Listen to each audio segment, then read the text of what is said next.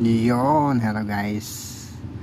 Medyo malapit nang matapos yung matagal matapos na pag-update sa bagong software ng MacBook Pro M1.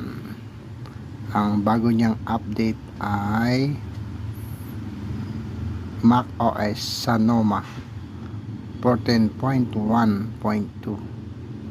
Yan siya, bagong update ng Apple software update.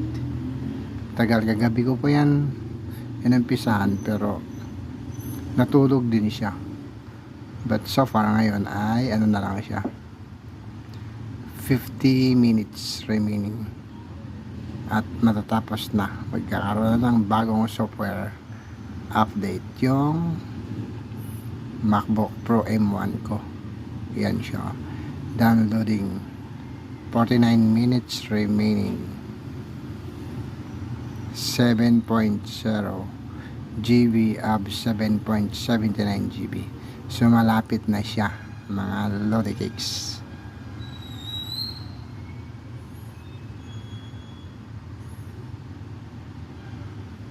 Thank you so much. Bye bye. Yun guys, malapit na matapos.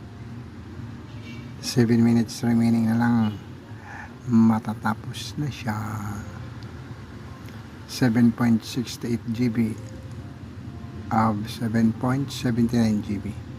Kaya 7 minutes remaining na lang, matatapos na yung bagong update ng macOS Sonoma 14.1.2.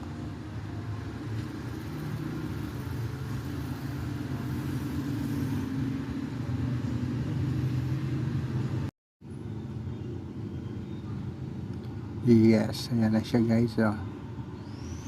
Sabi macOS Sonoma 14.1.2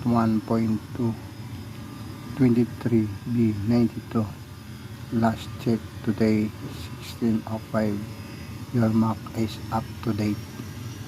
Thank you so much, Sonoma.